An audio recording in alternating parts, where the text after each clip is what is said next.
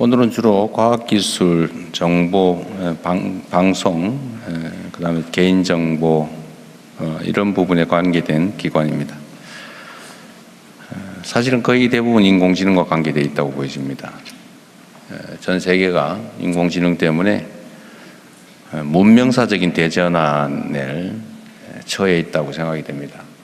저는 인공지능이라고 하는 게 인류가 불을 발명한 거 또는 전기기관을 발명한 거, 거기에 거의 준하지 않나. 전기를 발명한 거, 이런 수준.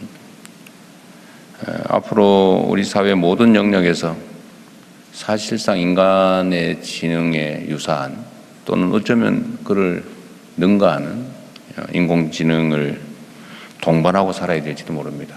생산 영역이든 일상생활이든 인공지능이 활용되지 않는 곳이 없겠죠. 그런데 이 사실은 누가 먼저 대비하느냐의 경쟁이 됐습니다. 국가 간 경쟁도 아주 매우 치열합니다. 저는 이게 우리에게 주어진 결정적 기회라고 생각합니다. 또 기회라고 하는 게 잘 활용하지 않으면 또 다른 위기가 되기도 하죠. 제가 자주 그런 말씀 드리는데 시험 문제가 어려운 거는 괴로운 일이긴 한데 나만 어려운 게 아니다. 다 똑같이 어렵다. 또 시험 문제가 쉬워지면 즐겁긴 한데 똑같이 다 쉽다. 그럼 결론이 뭐냐? 평소에 공부를 얼마나 했느냐로 결국 결판나죠. 시험 문제가 어려웠냐 쉬웠냐는 사실은 기준선이 올라가냐 내려갔냐인데 다 똑같죠. 조건은. 지금 대한민국이 처한 상황이 그렇다고 보여집니다. 국제적인 전쟁 위기, 또는 질서의 불안정 이런 것도 있는데 이건 다 모든 국가가 처하고 있는 상황이고 모든 기업들이 똑같이 처하고 있는 거죠. 또 예를 들면 인공지능을 중심으로 한 정말 기술 대전환 이것도 모두가 겪고 있습니다. 그런데 우리가 가진 강점이 있죠. 어쨌든 그 강점들을 잘 활용하고 우리가 가진 약점들을 잘 보완하면 또 우리가 하기에 따라서 뛰어난 추격자가 아니라 뛰어난 선도자가 될 수도 있겠다. 반발짝 빨리 가느냐 반발짝 늦느냐는 큰 차이가 없어 보이긴 하는데 사실은 앞서느냐 추격하느냐는 결정적 차이가 있죠. 조금이라도 앞서면 선택할 수 있습니다. 무한한 기회를 누릴 수 있다. 우리가 가야 될 새로운 길이라고 생각합니다.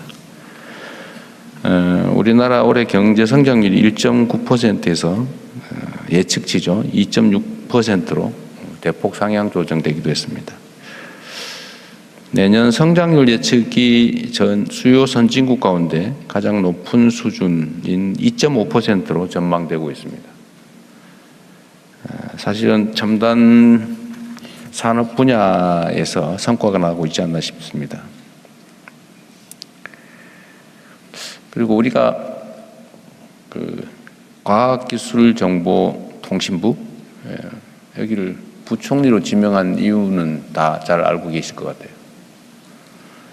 과학기술이 존중되고 과학기술이 발전한 나라는 흥했죠. 그런데 과학기술을 무시하거나 존중하지 않은 나라가 흥한 예는 없어요. 그래서 우리도 과학기술 중심으로 실질적으로 좀 전환해야 되겠다 해서 과학기술부를 부총리로 격상했는데 그 취지를 잘 이해해서 우리 과학기술부가 주어진 책임을 잘 이행해 주기 바랍니다. 우리 정부가 출범한 지 이제 1년 됐는데 그 사이에 실제로 과학기술과 관련된 많은 변화들이 있었습니다. 첫째가 과학기술 혁신 생태계를 정상화했죠. 사실 있을 수 없는 대규모 R&D 삭감이나 또는 과학기술 분야에 대한 난폭한 대처 이런 것들이 많이 시정됐습니다. 회복하는 데 시간이 꽤 걸리긴 했는데 꽤 많은 성과를 냈던 것 같고 최근에는 정부 정책 방침에 호응해서 민간의 첨단 기술 산업 분야에 대한 대대적인 투자도 이끌어냈습니다. 대한민국뿐만이 아니라 전 세계가 놀랄 만큼의 새로운 비전을 발표했다고 생각됩니다. 그게 현실화될 수 있도록 만드는 것도 우리의 몫이겠죠. 특히 과학기술정보통신부 역할이 크다고 생각됩니다. 우리 부총리님 막 부담 확 되죠? 네, 뭐 부담도 별로 되지만, 부담이 이 표정이 별로 부담되는 표정이 아니에요. 네, 또 잘할 수도 있습니다.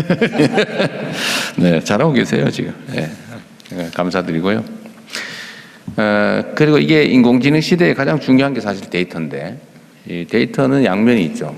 매우 유효한 중요한 산업 발전 원료이기도 한데 또 한편으로는 개인의 인격, 인권과 관련된 또 재산과 관련된 매우 중요한 분야죠. 개인정보 침해가 생기지 않도록 또 국민의 안전과 재산이 개인정보 침해로부터 악용으로부터 위협받지 않도록 하는 게 중요하겠습니다. 개인정보보호위원회 지금까지 잘해주고 계십니다. 앞으로 좀 더 잘해주시고요. 그런데 이 조화를 잘 이루어야 될 것 같아요. 그러니까 보호에 너무 치중해서 데이터 활용이 어렵게 된다든지 또는 너무 활용에 치중하다가 개인정보 보호에 위협이 된다든지 이 균형점을 정말 잘 찾아야 될 것 같습니다. 그런데 과거의 사례를 보면 이 균형점을 찾기보다는 아예 외면하면서 활용도 못하고 보호도 잘 안 되고 이렇게 되는데 보호도 잘 하면서 활용도 잘 할 수 있게 하는 그러려면 사실은 에너지가 많이 소요되죠. 정성과 애정, 실력이 필요하죠.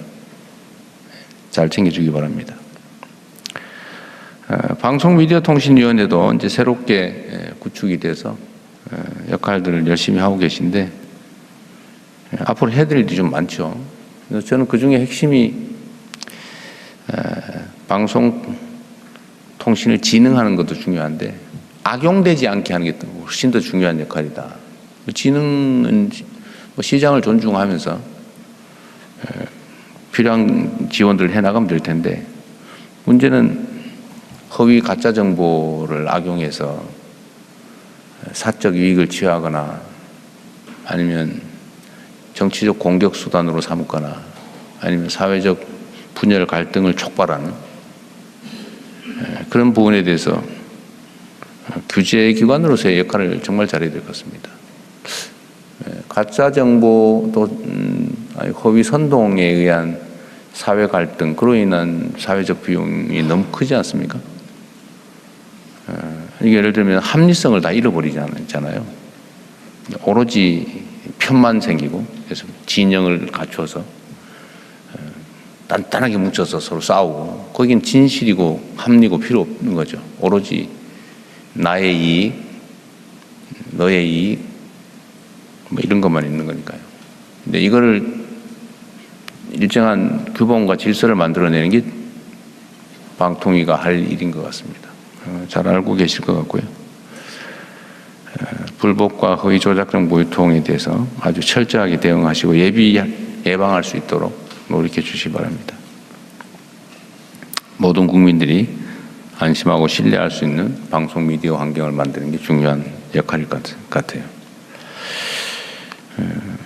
오늘은 오전에는 과학기술정보통신 여기 관련된 업무 보고를 할 텐데 여러분들이 맡고 있는 역할이 매우 중요하다는 점에 대해서 다시 한번 상기해 주시기 바라고 지금까지 매우 특별한 과오 없이 많은 성과들을 내주신 점을 다시 한번 감사드립니다.